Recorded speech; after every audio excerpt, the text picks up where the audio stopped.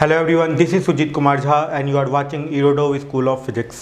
आज के इस लेक्चर वीडियो में हम लोग 3 बेसिक टर्म डिस्कस करने जा रहे हैं जो कि मेजरमेंट से रिलेटेड है। फर्स्ट, ऑर्डर ऑफ मैग्नीट्यूड की मैं बात करूंगा, सेकेंड एक्यूरेसी की मैं बात करूंगा और फिर एक थर्ड जो टर्म होगा वो होगा प्रिसीजन। ओके, तो शुरू करते हैं ऑर्डर ऑफ मैग्नीट्यूड से। ऑर्डर ऑफ मैग्नीट्यूड क्या होता है? जैसे आप यदि कोई नंबर को लिखते हैं, जैसे मैं एक नंबर लूँ 2 × 10⁻⁶, ठीक है, ये एक नंबर है। मान लेते हैं किसी ऑब्जेक्ट पे इतना फोर्स लग रहा है, तो अब बोला जाएगा कि इसका ऑर्डर ऑफ मैग्नीट्यूड कितना है। ठीक है, तो ऑर्डर ऑफ मैग्नीट्यूड हमेशा 10 पर जो पावर है ना, इसके बारे में कहा जाता है। ठीक है, लेकिन इसमें थोड़ा सा कुछ बेसिक बातें हैं जो आपको जाननी जरूरी है। ठीक है, जैसे यहाँ पे 2 × 10⁻⁶ है, इसी तरीके से यदि रहता है यहाँ पे 7 × 10⁻⁶ न्यूटन। यहाँ पे दो टर्म दिया हुआ है, एक फोर्स का 2 × 10⁻⁶ न्यूटन वैल्यू है, एक 7 × 10⁻⁶ न्यूटन वैल्यू है। ऑर्डर ऑफ मैग्नीट्यूड दोनों केस में कितना है? देखिए, जब भी F = A × 10⁻B रहता है, ठीक है, और A का वैल्यू 1 से बड़ा 5 के बराबर होता है। ओके, या 1 के बराबर भी आप ले सकते हो, 1 के बराबर या 5 के बराबर, 1 से 5 तक लाई करता है। ठीक है, उस केस में जो ऑर्डर ऑफ मैग्नीट्यूड होता है, ऑर्डर ऑफ मैग्नीट्यूड का वैल्यू B के बराबर हो जाता है। कितने के बराबर हो जाता है? B के बराबर। मतलब इस केस में ऑर्डर ऑफ मैग्नीट्यूड क्या हो जाएगा? ऑर्डर ऑफ मैग्नीट्यूड हो जाएगा 6 के बराबर, है ना। ऑर्डर ऑफ मैग्नीट्यूड हो जाएगा 6 के बराबर। और यदि A का वैल्यू > 5 हो जाता है, तब ऑर्डर ऑफ मैग्नीट्यूड जो है, ऑर्डर ऑफ मैग्नीट्यूड जो है 6 + 1 हो जाएगा। ठीक है, ऑर्डर ऑफ मैग्नीट्यूड जो है B + 1 हो जाएगा, A × 10⁻B है। तो इस केस में आप कह सकते हैं कि जब फोर्स का वैल्यू 7 × 10⁻⁶ न्यूटन लग रहा है, तो ऑर्डर ऑफ मैग्नीट्यूड का वैल्यू इस केस में क्या होगा? ऑर्डर ऑफ मैग्नीट्यूड 7 के बराबर हो जाएगा। कितना हो जाएगा इसका आंसर? 7। ऑर्डर ऑफ मैग्नीट्यूड इस केस में 7 हो जाएगा। तो ये एक बेसिक बातें हैं ऑर्डर ऑफ मैग्नीट्यूड कैलकुलेट करने का, है ना। ठीक है, तो आप इसमें ये पॉइंट लिख सकते हैं, each number is expressed as A × 10⁻B where A is greater than or equal to 1 and less than or equal to 5. In this case, order of magnitude will be equals to B. Okay, order of magnitude will be equals to B, and if A is greater than 5, then order of magnitude will be B + 1. ठीक है, तो इस तरीके से आप order of magnitude निकाल सकते हो। इसी में मैं यदि आपको एक एग्जांपल दूं, तो जैसे अर्थ का जो रेडियस है, अर्थ का रेडियस ऑफ अर्थ कितने के बराबर है? 6.4 × 10⁻6 मीटर। ठीक है ना, ये है। तो इसमें इसका ऑर्डर ऑफ मैग्नीट्यूड कितना हो जाएगा? रेडियस ऑफ अर्थ का ऑर्डर ऑफ मैग्नीट्यूड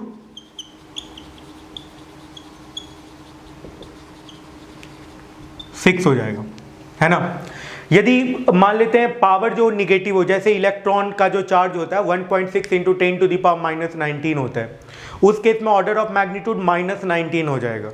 ठीक है, या यदि उस टर्म में कहा जाए तो 10⁻−19 हो जाएगा, है ना। 10⁻−19 वैल्यू के टर्म में, मतलब 10 का जो पावर है उस टर्म में, और सीधा ऑर्डर ऑफ मैग्नीट्यूड यदि पूछ दिया तो सीधा उसका वैल्यू कितने के बराबर हो जाएगा?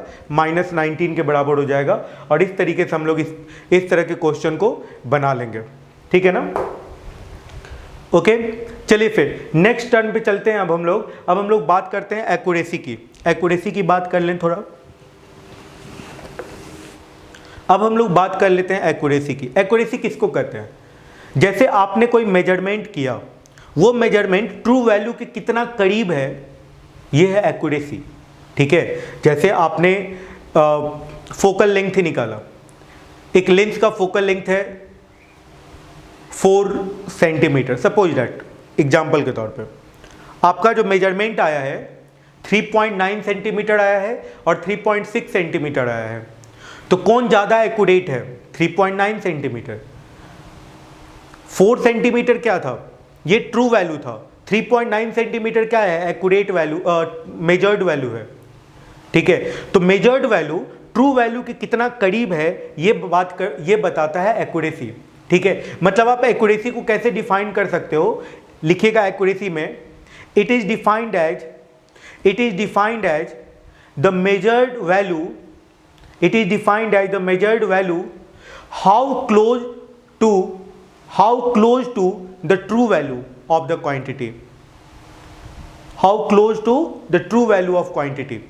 समझ में आ गई बात? अब हम लोगों ने इस पे एग्जाम्पल भी कर लिया। ठीक है, अब हम लोग थर्ड टर्म की बात करते हैं जिसका नाम है प्रिसीजन। जिसका नाम क्या है? प्रिसीजन। अच्छा, एक बात और, जैसे आपको यदि एक्यूरेसी बढ़ाना है तो क्या करना पड़ेगा? आपको एरर को घटाना पड़ेगा। एरर यदि डिक्रीज करेगा तो एक्यूरेसी बढ़ेगा। प्रिसीजन की बात कर लें तो प्रिसीजन क्या है? एक तरीके से प्रिसीजन है कि किसी भी मेजरमेंट को किस रेजोल्यूशन तक किया गया है, किस टर्म तक किया गया है, डेसिमल के कितने अंक तक किया गया है। जैसे मैं बात करता हूं, एक मेजरमेंट किया गया 5.002, एक किया गया 5.0023, तो कौन ज़्यादा प्रिसाइज होगा? ये वाला ज़्यादा प्रिसाइज होगा, क्योंकि इसको ज़्यादा डेसिमल के बाद ज़्यादा अंक तक किया गया है। ठीक है, मतलब एक तरीके से आप कह सकते हो कि इसमें सिग्निफिकेंट फिगर बहुत ज़्यादा है, और एक तरीके से और कह सकते हो कि इसको जिस इंस्ट्रूमेंट से मेजर किया गया वो ज़्यादा प्रिसाइज है।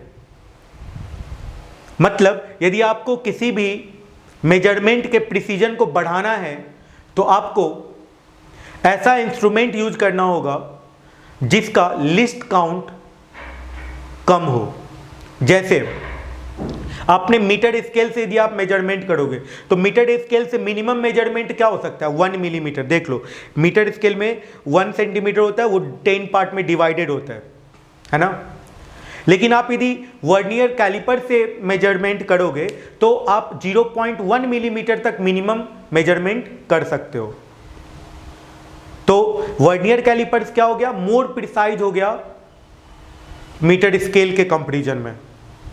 लेकिन यदि आप स्क्रू गॉज से मेजरमेंट करते हो तो स्क्रू गॉज तो और ज्यादा प्रिसाइज हो गया। मतलब आप ये कह सकते हो कि precision depends upon least count of instrument. ठीक है, तो लिस्ट काउंट ऑफ इंस्ट्रूमेंट पे डिपेंड करता है प्रिसीजन। जैसे मान लो कि 4 मेजरमेंट किया गया, आपको बताना है कौन ज्यादा प्रिसाइज होगा। एक किया गया है